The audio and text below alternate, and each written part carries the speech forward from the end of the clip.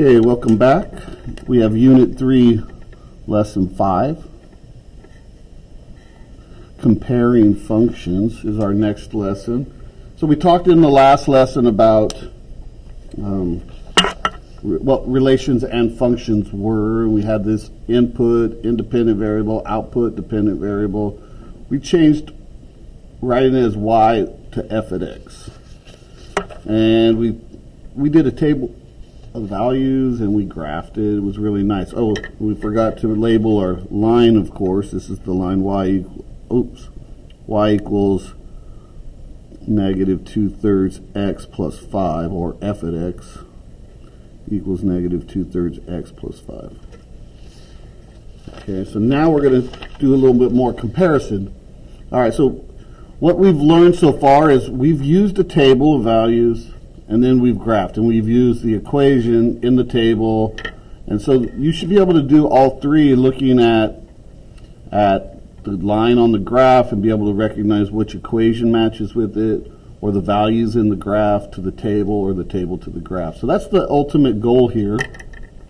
And you want to be able to compare. So if I saw something, a linear function in a table, and then I saw it in a graph, I should be able to tell which one has the greater rate of change.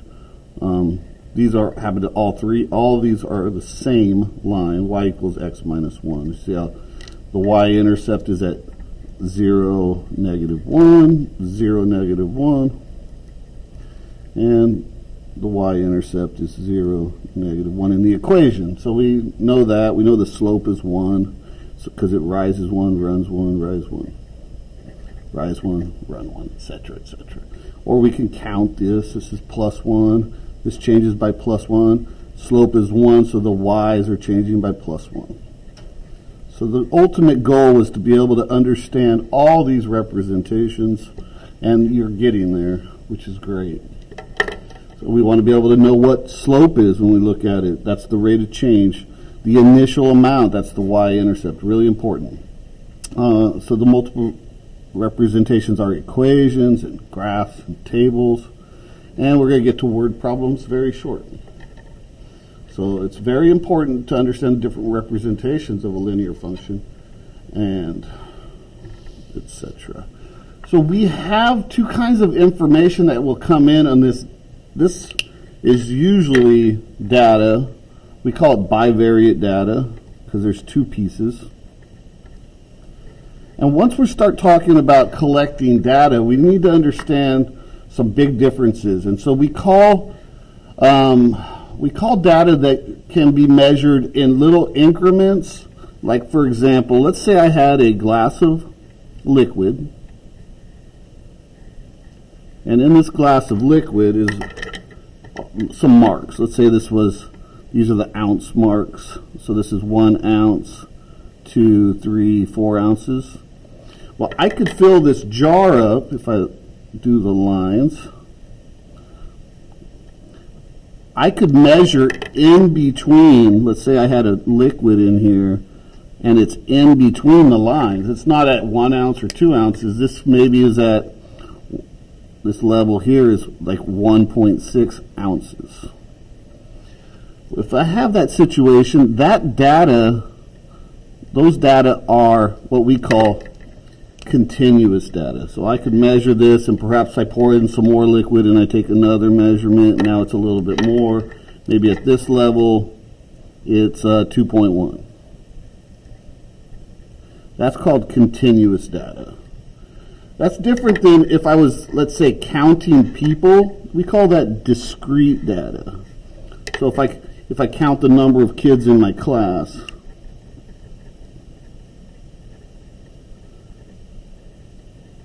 or the number of girls, I'm not going to count a partial girl. You don't count partial. They are complete values. So if I count the number of glasses in a cupboard, I don't have a half a glass. I'd throw that out. It's broken, right? Number of chocolate chips, the number of chocolate chips, okay? And then, so that's the difference between continuous versus discrete. So again, like discrete, you have to count these are counting, like whole. That's the discrete data. Again, if you're in your book, you can find all this to take notes, additional notes on page 296. Okay, so that's the difference between continuous data and discrete data. So some really good vocabulary that we're learning, and it's super. Okay, so we go ahead and go to your book, page 315, and you can compare properties of function in there. Now we have some functions represented by a table. This is a table over here. Graph, equation, or words. You can compare two functions. So we have a lot of words here, and we have a table. So let's take a look at the table first. It's a little easier. It's changing by +1. Looks like this table, as it changes by +1, is changing by 0.35 positive and 0.35. So we could actually write the equation of this line right now. We'd have to go backwards, though, to get to 0. At 0 days, you have 0 cost. So this is actually a proportional relationship because it goes through 0, 0. It passes through 0, 0. If I wanted to write the equation of this, y equals mx plus b, I need the slope. Well, what is the slope? It's the change in y over the change in x. Well, the changes in y are 0.35 for every 1. So I could write this as y equals 0.35x plus 0 because it goes through 0, 0. So I now have an equation from a table, or I could write this as f at x equals 0.35x. Make sure you have it's positive. And then over here we have late fees for a school library are represented by this function, the cost, again the cost, equals 0.25d. Well, I could write that as y equals mx. I'm just going to use the 0.25. So that's 25 cents per day. 25 cents per day. C is the total cost and D is the number of days a book is late. The fees charged by a city library are shown in this table. So this was the school library, and over here we have the fees charged by the city library. Oh, okay, well, looks like the city library is charging 0.35 cents per day. That's a lot more than the school library, so that's important to know. Let's compare the functions y-intercepts and the rates of change. Well, we know that at day 0, there's not going to be any fees, right? So the y-intercepts is the starting point. And for this school library, it looks like if I put plus b here, it's also plus 0. It's proportional because it goes through 0, 0. When day is 0, cost is 0. So the starting point, or day 0, the y-intercepts are 0, 0 for both the city library and for both libraries. And then it says the rates of change. Okay, well, we already indicated that. The city library charges 35 cents per day. This is their charge. And over here, the school library charges 25 cents per day. So it's 10 cents more. The city library charges 10 cents more. I'm just going to put it in here, 10 cents more. Okay, Shamar checks out one book at each library and returns both books 3 days late. What are the late fees for each library? Okay, well, at the school library, we'll just call it SL. The school library, after 3 days, it's going to be 25 cents times 3, so it's going to equal 0.75 cents.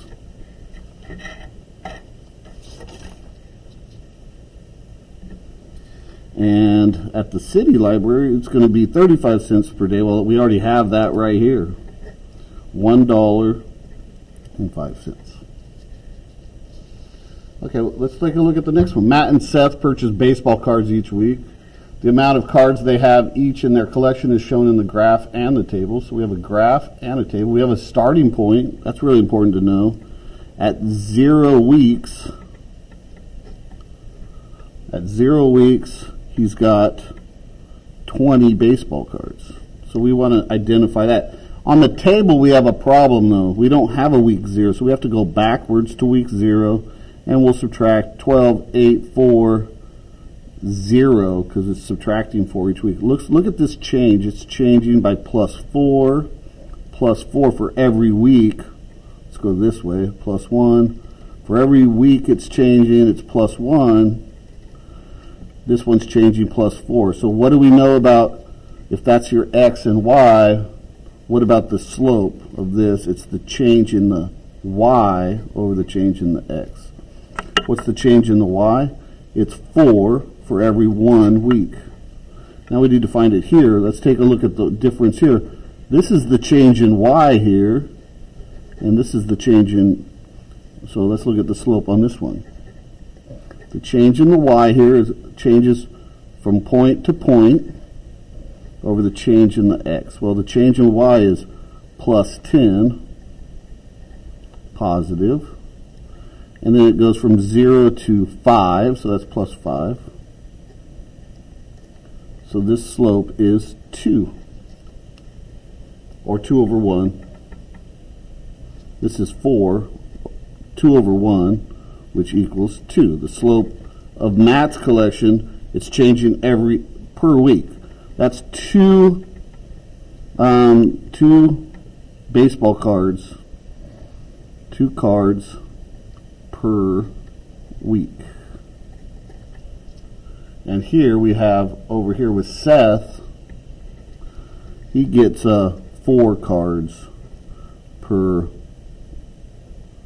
week. So you can start guessing. They're going to ask you at a certain point, when does Seth, if he's collecting 4 cards per week, and Matt's starting 2 cards per week, but he started with 20 and this guy started with 0, you're going to ask yourself, okay, well, when is Seth going to catch up to Matt? Why don't we graph Seth here really quick, and we can just kind of see it on the same, we'll call Seth, we'll do Seth in orange. Started at 0, 0. After 1 week he has 4. After 2 weeks he has 8. Oops, 4. Got a little error here. A little bit too, a little higher right there. And then at 2 weeks it's 8. 3 weeks it's 12. So once you have enough points there, you can just slide a straight edge there. We're going to try to estimate when Seth is going to catch up to Matt. If I draw that line, I'm pretty close. It looks like maybe it needs to be a little steeper. I'm thinking it's going to be really close, and in the next unit we're going to have different ways to solve algebraically for this. But it looks like it's going to be close to 9 weeks, 38, maybe 10 weeks. Probably at 10 weeks they'll have the same number of cards. Let's see. If I did 2 times 10 plus 0, and if I did 4 times 10 plus 20, that would be 40 plus 20. I did something wrong here. I did it backwards. I think it's 2, this is the 20, and this is plus 0. So this equals, yes. This would be 40, and that would be 40. So 10 weeks, they're going to have the same amount. At 10 weeks, they'll have 40 cards. Let's read what the question, so we can do a lot of pre-work before we even get to the problem. Math and Seth purchase baseball cards each week. The amount of cards they have in their collection is shown in the graphs and the tables. Who will have more cards in week 20? Well, we know in week 10 they're going to have the same amount, and you can see that Seth is continuing, and now after 10 weeks, Seth has a lot more. If I draw that out, this is Seth, and then this is Matt over here. If I continue Matt's line, now I've got Matt has less here, Seth, and I have to answer that Seth will have more cards after 11 weeks because he will have caught Matt's collection at week 10, and he collects 2 more cards per week than Matt. So a nice clear explanation of why you understand is really good. So the clearer you can be, the better. Okay, so we're going to our next lesson is going to be a little bit different. We're going to look at the data in something called a scatter plot, and we're going to be looking at these scatter plots, and then we're going to draw a line of best fit. So we're still going to need to know how to write a line. We're going to use y equals mx plus b. That'll be your next lesson.